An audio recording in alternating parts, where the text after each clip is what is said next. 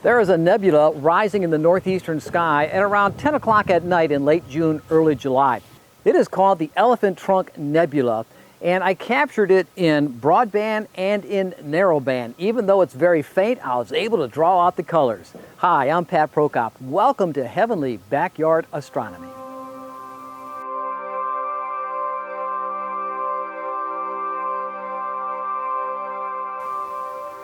Last night I was outside with the final night of many nights of trying to shoot this very faint nebula, the Elephant Trunk Nebula.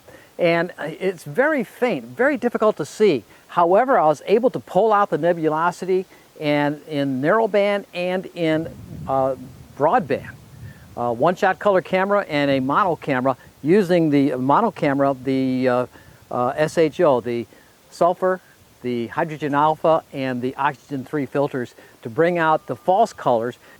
Then at the end, I'm going to show you the results from the one-shot color camera and the monochrome camera with the Hubble palette, and then a combination of the two. So stick around for the end to see those images. But right now, last night, I was outside, and the frogs were out there with me. But anyway, let's go outside last night.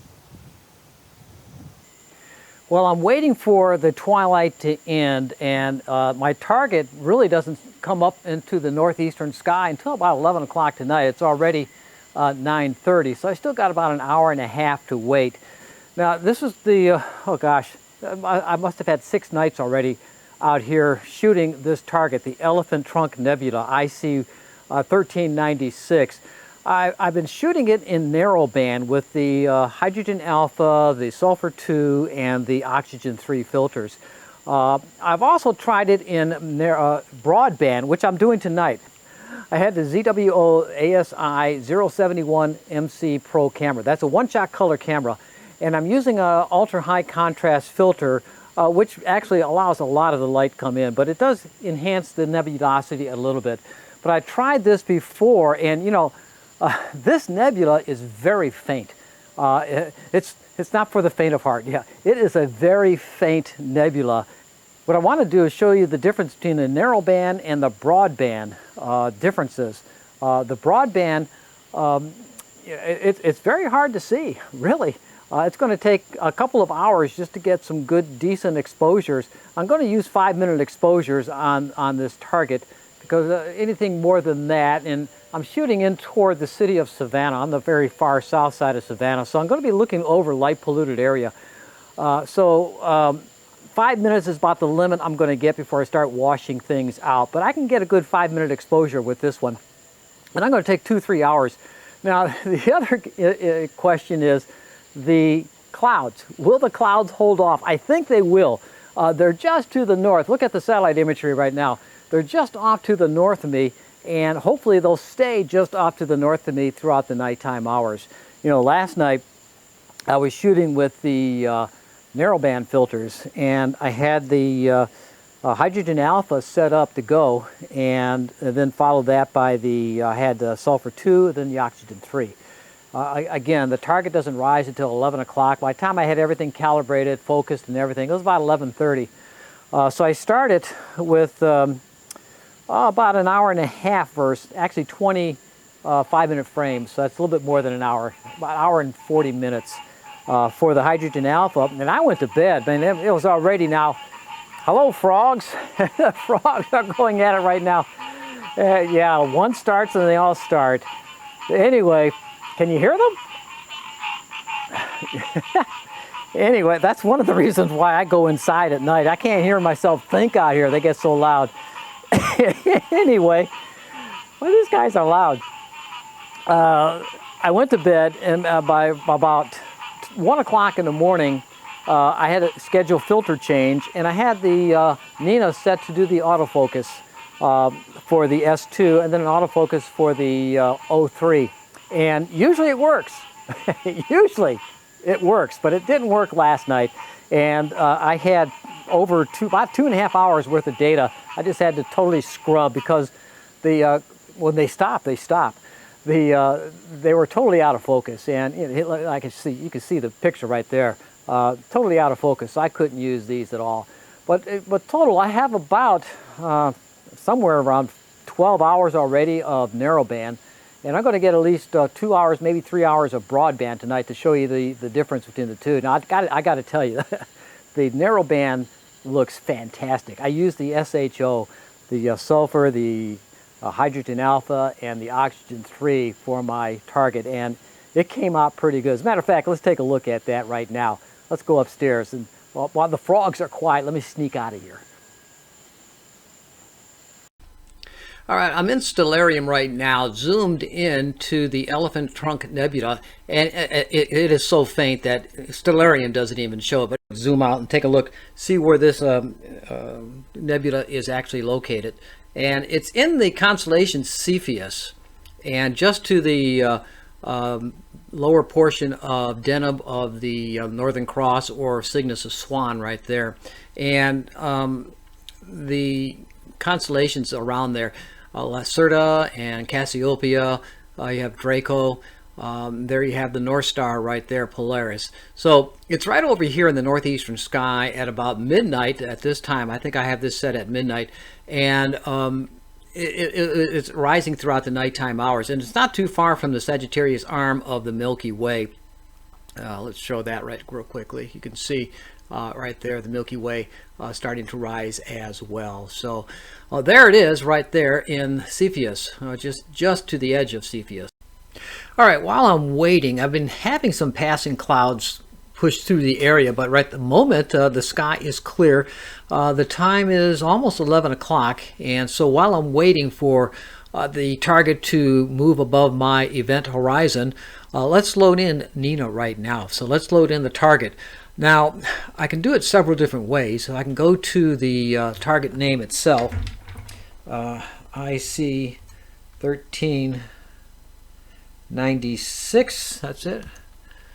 And you can see right now, there it is, my event horizon, or the horizon itself, clears the house and the trees in about 15 minutes or so, 20 minutes. Anyway, I could load in this target right here. Let's take a look at that. Okay, it's loading into Nina right now, and here is the elephant trunk portion of the nebula. A whole lot of nebulosity out here, but this is not the framing that I use. I had the elephant's trunk almost in the center of the field of view here. Now, I did not save the sequence. However, if you forget to save your sequence, if you have a recording from the previous night or some other night, you go into your survey right here, image source, and click in File, and then load the image file.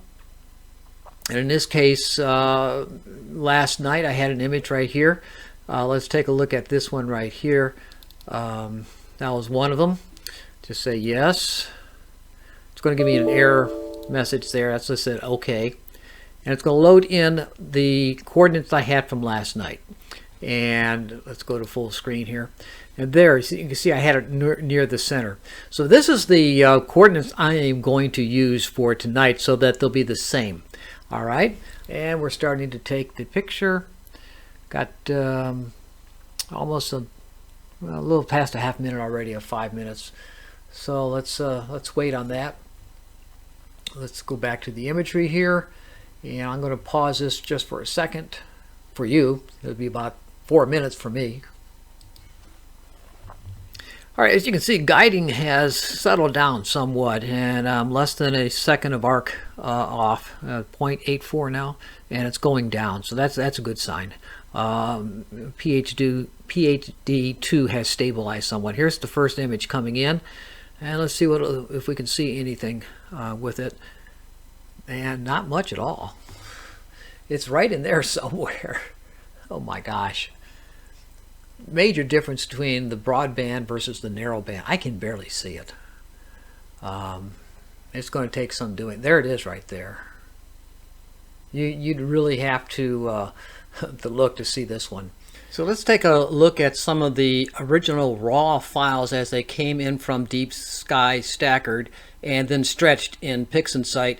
And first of all, let's take a look at the original Oxygen 3. I believe this was worth 4 hours. I got written down here. Where is it? This was 4 hours and 55 minutes of data right here.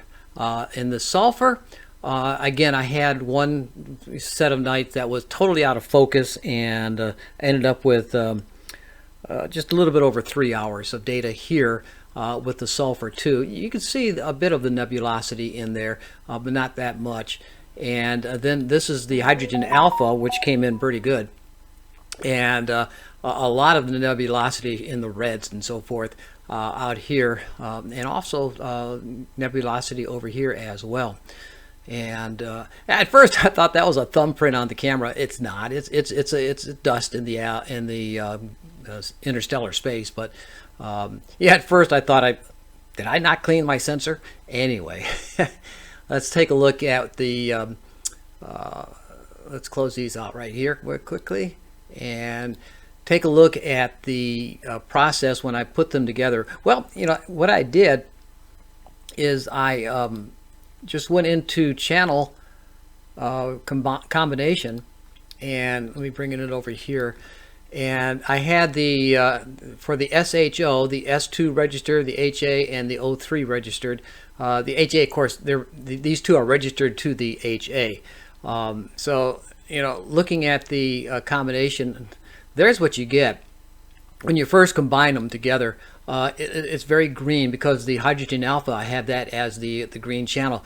But what I do is I go into this SCNR reduction and I take out the green and watch what happens. A lot of this green disappears and it becomes rather rosy color right in here. Then there's still a lot of purple in here, and one way of getting rid of the purple is just go into the imagery and go into invert, and purple in the invert shows up as green. So we want to get rid of the green, but I don't want to get rid of all of it, just some of it. So I'm going to get take away 25%, actually leave 25%, take away 75%, and this is what you get. Let's do that, and then invert it back. Image, invert, and you got something to work with already right in here. So that's how I did that. All right, now after I played with it and massaged it and so forth in Photoshop or in the PixInsight, this was the product I sent back over to Photoshop, and then this is the using the StarNet, just using the nebulosity from that. So in Photoshop, I changed a lot of this colors and so forth, and the resulting image, let me just minimize these. The resulting image was over here, and this is the SHO, the sulfur, hydrogen, oxygen, through passing it through Photoshop. And it looks pretty cool. You know, with this blue nebulosity, even though, you know, in real life, real life, in real time, it is reddish in color because that's hydrogen alpha. Hydrogen alpha usually is in the red light zone. Minimize this and go into the one-shot color camera. That's the one I took last night. I ended up getting 5 hours of data on it, and this is how it comes in. Background extraction. I'm just going to run this program, routine, and it's going to take out a lot of this gradient of color. I thought the flats were going to do that, but it didn't. Now let me stretch it. There. This is the one-shot color camera. This is 5 hours worth of data. And there you can see quite a bit of the nebulosity surrounding this dust cloud right here that forms the elephant trunk right in this area here. And you see there's that. It's not a thumbprint, it's actual dust in the interstellar space. But yeah, I was right, it wasn't a dust space, dust smudge, thumb smear. All right, let's go into the looking at the massaging it a little bit in PixInsight and a little bit more in Photoshop right here. So speaking of Photoshop, let's go into Photoshop and see what's happening over there with these images. I got some interesting things to show you here.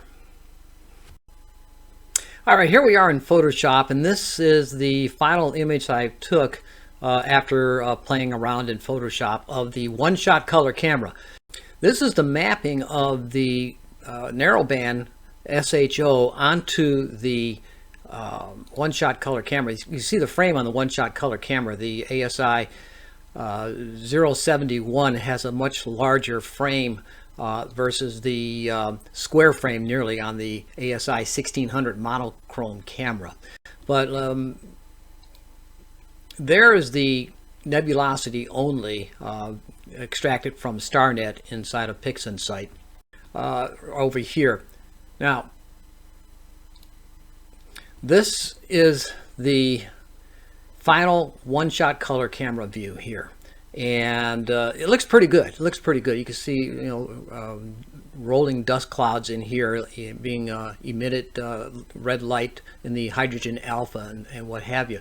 Now, this next layer here is the final product of just the monochrome camera and the sulfur, hydrogen alpha, and the oxygen 3 filters being blended together.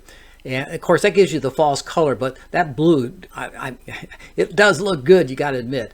And then this here is the combination of the two. I blended the two together, the one-shot color camera and the monochrome camera, to come up with this image here. So which one, if I had to pick one, which would I pick? Would I pick this one, or that one?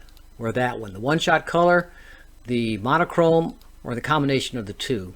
And I'm kind of leaning on this one here, the combination of the two. This took quite a bit of effort. This was at least 5, maybe 7 nights of imaging. I have 5 hours on the one-shot color camera and about 14 hours on the monochrome camera just to come up with this image here. But it's a pretty good looking image, if I do say so for myself. So, all right, let's go back outside. Usually I shoot in the daytime, and you can see the heavenly backyard garden, but I'm shooting at night. I see a lot of my YouTube friends shooting their videos at night, so I thought, well, I should do some of those as well, because they look so cool shooting out here at night. And but you can't see the garden. That's the drawback. But hopefully things are going to work out well. And I hope you enjoy the pictures at the end. I'm very pleased with the final process in the SHO, the Hubble palette of the sulfur, hydrogen alpha, and the oxygen 3 of the Elephant Trunk Nebula. I mean, I think it looks pretty good. What do you think? I have some comparisons inside, and I want your comments below. Put your comments below. Tell me what you think. Which one do you like better, or do you like them all? Do you like none of them at all, or whatever? Or do you like the broadband versus the narrowband? I enjoy reading your comments, and I also try to answer all the comments. So leave your comments below. And if you like this kind of content, feel free to subscribe to my page. I'm up to nearly 4,000 members now, and hopefully that will continue to grow at a steady pace. And I enjoy your support, and thank you to all the subscribers. Thank you for all those who have joined my channel. Well, it's not all that many yet, but if you'd like to join my channel, go ahead, please. It wouldn't hurt me anyway. Just a level of support, I suppose you can say that. Anyway, I'm out here tonight. It's rather humid, even though it hasn't been so hot. Last week we had 102 degrees. That's 39 degrees Celsius, 102 degrees Fahrenheit out here. Today it was only like a nice cool 90 degrees. I enjoyed that immensely. I was out cutting the grass and didn't hardly work up a sweat. Anyway, enjoy the final picture right now, and remember, the heavens are filled with majestic glories and wonder. I just see Arcturus right overhead right now. The heavens are filled with majestic wonders, all in a sky near you. So unless you need rain, and someone's on the way here in Savannah and I can use it, unless you need rain, clear skies, everyone.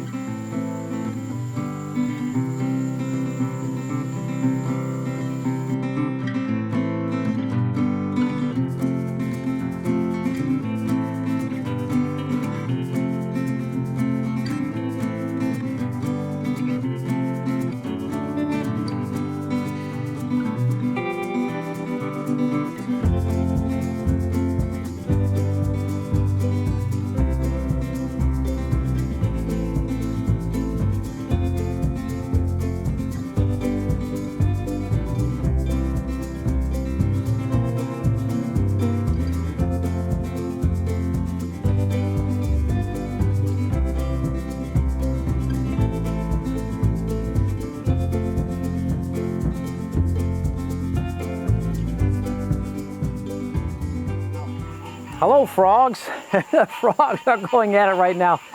Yeah, one starts and they all start. Anyway, can you hear them? Anyway, that's one of the reasons why I go inside at night. I can't hear myself think out here. They get so loud. Anyway, well, these guys are loud.